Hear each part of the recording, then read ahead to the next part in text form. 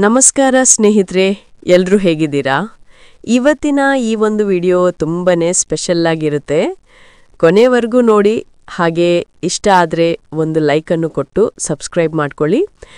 ಗಂಗಮ್ಮ ಅಂತ ಹೇಳಿ ಇವರ ಊರು ಗುಡಿಹಳ್ಳಿ, ಇದು ಚಿತ್ರದುರ್ಗ ಹತ್ರ ಬರೋದು. ಓಕೆನಾ?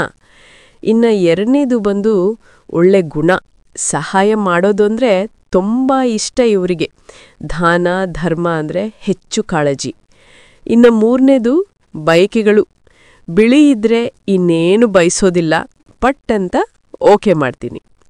ತಲೆ ಕೂದಲಿಲ್ಲ ಅಂದ್ರೂ ಸರಿನೇ, ಇರಲೇಬೇಕು ಅಂತ ಏನಿಲ್ಲ. ಇತ್ತೀಚಿನ ದಿನಗಳಲ್ಲಿ ಎಲ್ಲರ ತಲೆ ಕೂದಲು ಸಹ ಉದುರಿ ಹೋಗಿದೆ. ಏನು ಮಾಡೋಕ್ಕಾಗಲ್ಲ, ಅಡ್ಜಸ್ಟ್ ಮಾಡಿಕೊಂಡು ಹೋಗಬೇಕು, ಅದೇ ಲೈಫು.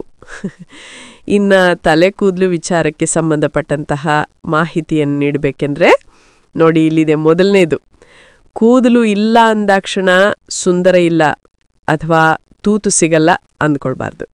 ಓಕೆನಾ?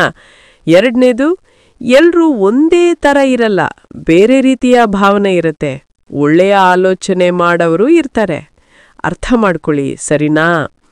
ಮೂರನೇದು, ಒಂದು ವಿಚಾರಕ್ಕೆ ಜನ ನಂಬೋಲ್ಲ. ಏನು ಅಂದರೆ, ಒಂದ್ಸಲ ತೂತಿನ ಸುಖ ಸಿಕ್ಕಿದ ಮೇಲೆ ಆ ನಂತರ ತಿರುಗಿ ಸಹ ನೋಡೋದಿಲ್ಲ ಪಾ.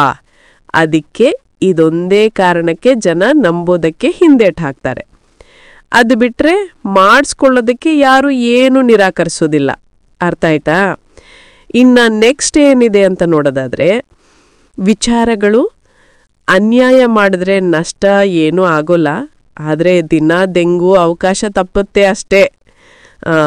ನೆಕ್ಸ್ಟ್ ಬಂದು, ಕೆಲವರು ದೆಂಗಿ ಪಕ್ಕಕ್ಕೆ ರಸ ಎರಚ್ತಾರೆ, ಅದೆಲ್ಲ ಮಾಡಂಗಿಲ್ಲ. ಅದರೊಳಗೆ ಚೆಲ್ಲದಂತೆ ನೀಟಾಗಿ ಬಿಡಬೇಕು, ಆಗಲೇ ಮಜಾ ಬರೋದು ಸಾರ್, ಅಲ್ವಾ? ಇನ್ನು ಕೊನೆಯದಾಗಿ ಬಂದು, ಯಾರು ಏನಾದರೂ ಅಂದ್ಕೊಳ್ಳಿ, ಇರೋದನ್ನ ಹಂಚ್ಕೊಳ್ಬೇಕು. ಅದು ಬಿಟ್ಟು ಒಣ ಶೋಕಿ ಅಥವಾ ನಾಮ ಹಾಕೋ ಬುದ್ಧಿ ಇಟ್ಕೋಬಾರ್ದು.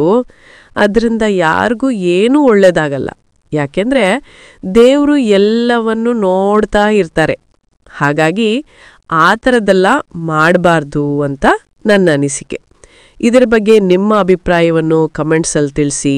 ಇಲ್ಲಿ ಒಂದು ವಿಲ್ಲಾ ಸೇಲ್ಗಿದೆ ನೋಡಿ, ತುಂಬಾನೇ ದೊಡ್ಡ ಜಾಗದಲ್ಲಿ ನಿರ್ಮಾಣ ಆಗಿದೆ ಮತ್ತು ನಿಮಗೆ ಬೇಕಾದ ಫೆಸಿಲಿಟೀಸ್ ಎಲ್ಲವೂ ಕೂಡ ಈ ಒಂದು ವಿಲ್ಲಾದಲ್ಲೇ ಸಿಗುತ್ತೆ. ಎಂಟರ್ಟೈನ್ಮೆಂಟ್ ಪರ್ಪಸ್ ಆಗಲಿ ಅಥವಾ ಒಂದು ಪಾರ್ಕಿಂಗ್ ವ್ಯವಸ್ಥೆ ಆಗಲಿ, ದೇವಸ್ಥಾನ ಆಗಲಿ, ಎಲ್ಲವೂ ಕೂಡ ಈ ಒಂದು ವಿಲ್ಲಾದಲ್ಲಿ ಅದ್ಭುತವಾಗಿ ನಿರ್ಮಾಣ ಆಗಿರುತ್ತೆ. ನೋಡಿ, ನಿಮ್ಗೆ ಏನು ಅನಿಸ್ತು ಈ ಒಂದು ವಿಲ್ಲಾದ ಬಗ್ಗೆ ತಿಳಿಸಿ. ಸಿಗ್ತೀನಿ ನೆಕ್ಸ್ಟ್ ವಿಡಿಯೋದಲ್ಲಿ. ಅಲ್ಲಿವರೆಗೂ ಟೇಕ್ ಕೇರ್, ಬಾಯ್ ಬಾಯ್.